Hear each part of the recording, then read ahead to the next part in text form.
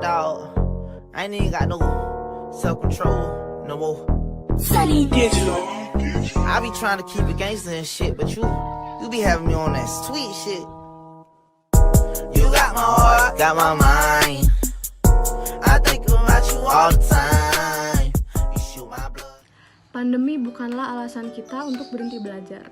Dengan perkembangan teknologi saat ini, kita dapat melakukan pembelajaran secara jarak jauh yang dapat ditempuh dengan cara online. Pembelajaran bisa dilakukan di mana saja dan kapanpun itu, melalui penjelasan video contohnya. Video pembelajaran dapat mengubah persepsi peserta didik tentang pembelajaran online. Pada video kali ini, kami akan mempresentasikan hasil diskusi kami. Adapun pembahasan yang akan kami sampaikan adalah mengenai hasil dari evolusi. Sebelum memulainya masuk materi, izinkan kami terlebih dahulu untuk memperkenalkan diri kami. Perkenalkan, nama saya Ahmad Galang Akafi dengan NPM 21130230075 dari kelas 1A Pendidikan Kimia Universitas Lampung. Perkenalkan, nama saya Diaul Haq dengan NPM 21130230005.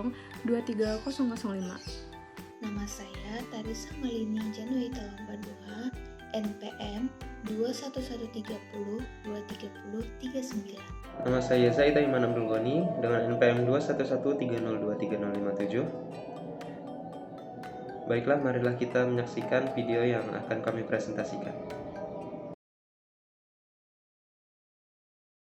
Pengertian evolusi. Evolusi adalah perubahan secara lambat dalam perjalanan waktu yang lama.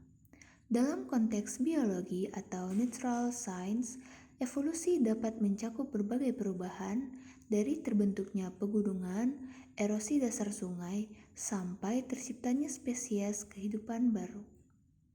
Evolusi adalah proses perubahan yang adaptif, yaitu perubahan yang menyesuaikan dan berkembang melalui banyak generasi. Selain adaptif, evolusi juga merupakan perubahan yang dinamis dan sangat cepat, membutuhkan waktu yang lama untuk menyimpulkan hasilnya. Evolusi juga adalah terbukanya suatu gulungan, karena hasil dari pengamatan dan ternyata ada ciri-ciri persamaan dan perbedaan sehingga dapat digolongkan. Adapun pembagian dalam evolusi terbagi menjadi 3. Yang pertama ada A, berdasarkan objek yang mengalami. Ini dibagi menjadi 2. Yang pertama ada evolusi kosmik, yaitu evolusi yang terjadi pada lingkungan abiotik, yaitu air, cuaca, ataupun iklim. Yang kedua ada evolusi organik. Evolusi ini yang terjadi pada makhluk hidup yang dibagi menjadi 2, yaitu mikroevolusi dan makroevolusi. Adapun mikroevolusi adalah yang terjadi pada gen yang menyebabkan perubahan genotip. Contohnya adalah mutasi gen. Adapun makroevolusi adalah yang menyebabkan kelompok baru dalam taksonomi. Contohnya adalah terbentuk spesies, genus, famili ordo, kelas, filum, atau divisi dan kingdom. Selanjutnya ada B, berdasarkan arah atau keturunan, dibagi menjadi 2. Yang pertama ada evolusi progresif yang menghasilkan keturunan yang tetap survive-nya, hidup dan berkelanjutan. Contohnya adalah manusia. Yang kedua, evolusi regresif yang menghasilkan keturunan yang punah. Contohnya adalah dinosaurus. C, berdasarkan hasil akhir. Yang pertama ada evolusi divergen, adalah evolusi yang mengubah satu spesies menjadi banyak spesies. Contohnya adalah burung finch di Kepulauan Galapagos. Kedua, evolusi konvergen adalah evolusi yang mengubah banyak spesies menjadi satu spesies. Contohnya adalah reptil.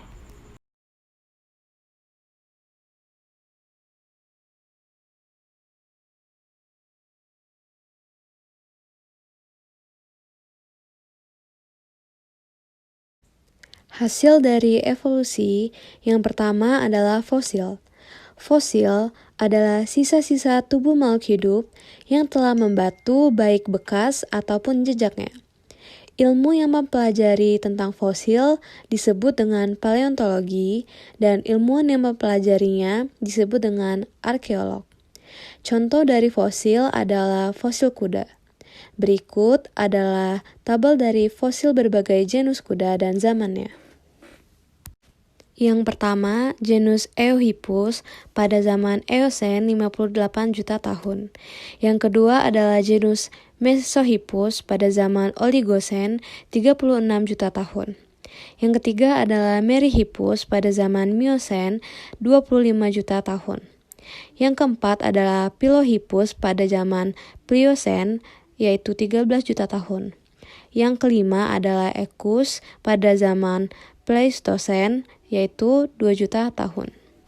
Hasil dari evolusi yang kedua adalah organ sisa atau vestigial. Pada beberapa jenis makhluk hidup, terdapat organ-organ yang tidak fungsional yang merupakan peninggalan dari nenek moyang organisme tersebut. Contohnya adalah umbai cacing atau appendix pada manusia dan tulang ekor pada manusia. Hasil dari evolusi yang selanjutnya adalah homologi dan analogi. Homologi mirip dengan evolusi divergen. Homologi adalah suatu kejadian di mana bentuk dan asal organ sama, tetapi memiliki fungsi yang berbeda.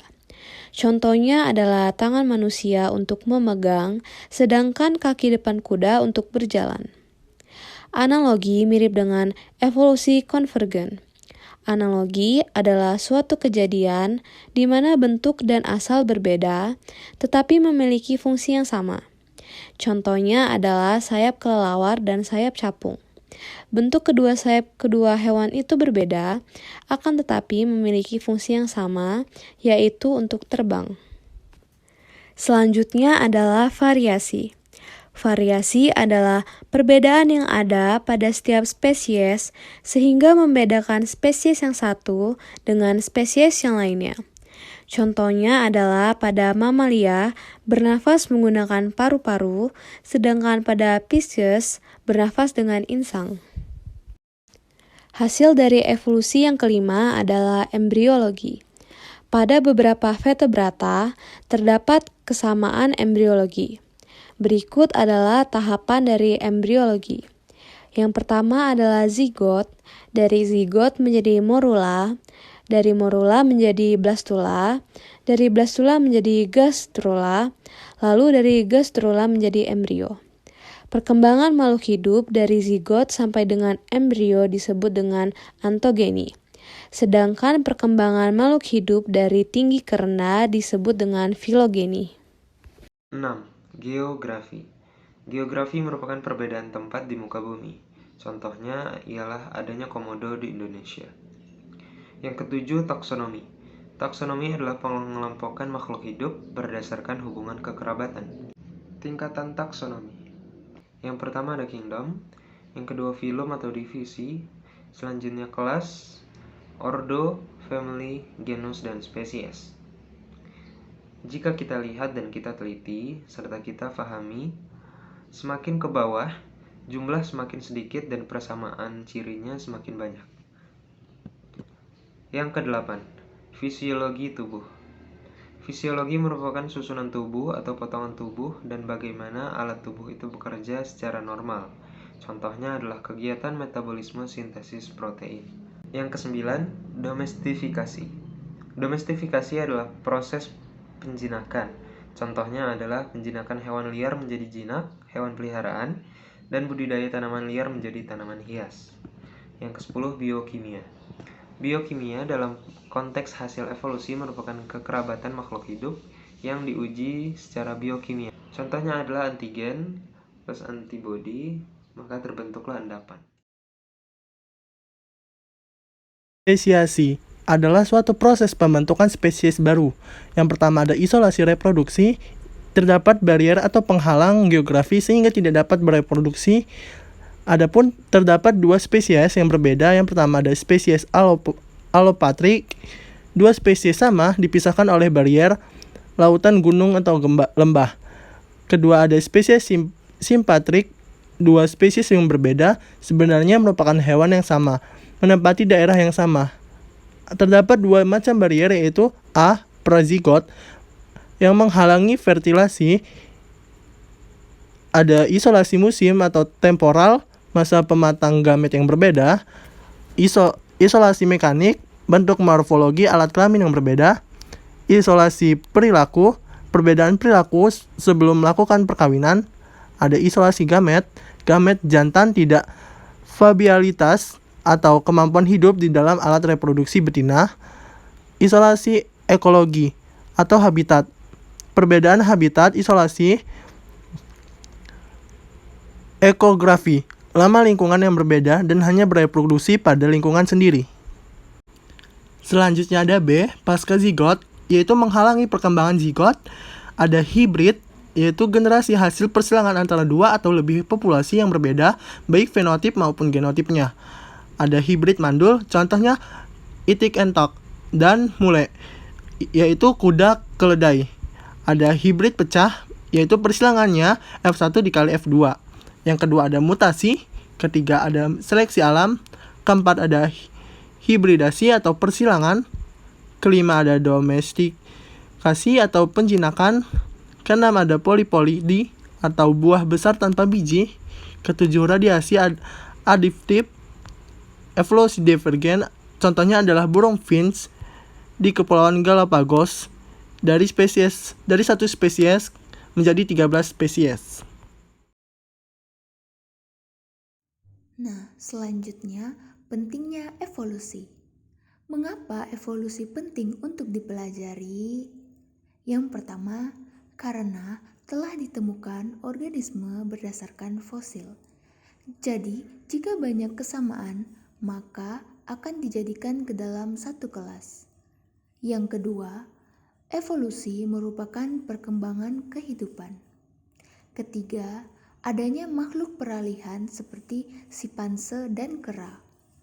Keempat, evolusi terjadi di berbagai bidang, tidak hanya di biologi saja. Contohnya, evolusi kultur budaya dan evolusi teknologi. Yang terakhir, evolusi bukan hanya sekedar sejarah, tetapi evolusi merupakan perubahan yang terjadi pada suatu objek yang menentu. Kesimpulan dari presentasi kami pada kali ini adalah evolusi adalah proses perubahan yang adaptif, yaitu perubahan yang menyesuaikan dan berkembang melalui banyak generasi. Selain adaptif, evolusi juga merupakan perubahan yang dinamis dan sangat cepat, serta membutuhkan waktu yang lama untuk menyimpulkan hasilnya. Evolusi juga adalah terbukanya suatu gulungan karena hasil dari pengamatan dan ternyata ada ciri-ciri, yaitu persamaan dan perbedaan, sehingga dapat digolongkan. Bukti atau tanda adanya dari evolusi merupakan dihasilkannya beberapa hasil evolusi yang telah dijelaskan pada pembahasan di presentasi kali ini. Antara lain adalah fosil, vestigial, homologi dan analogi, variasi, embriologi, geografi, taksonomi, fisiologi tubuh, domestifikasi, dan biokimia. Hal-hal tersebut merupakan bukti nyata bahwa evolusi terjadi dan bukan hanya dalam bidang biologi saja, tetapi evolusi juga terjadi di bidang sosial budaya dan teknologi sebagai contohnya. Evolusi merupakan hal yang penting untuk kita pelajari, karena sebagai makhluk hidup, kita dapat mengetahui bagaimana asal-usul dan perkembangan diri kita, serta semua yang ada di sekitar kita, sehingga kita dapat mengobservasi dan meneliti mengenai hal-hal tersebut. Dengan adanya evolusi, suatu hal yang tadinya sulit bahkan tidak kita ketahui dapat berubah menjadi hal yang dapat kita lakukan dengan mudah. Contohnya adalah perkembangan teknologi modern yang mempermudah manusia dalam menjalankan rutinitas kehidupan sehari-hari, serta mudah untuk kita pahami. Demikianlah tadi presentasi dan juga pemaparan materi dari diskusi kelompok kami tentang hasil evolusi. Mohon maaf bila banyak kesalahan dan kekurangan. Kami akhiri. Wassalamualaikum warahmatullahi wabarakatuh.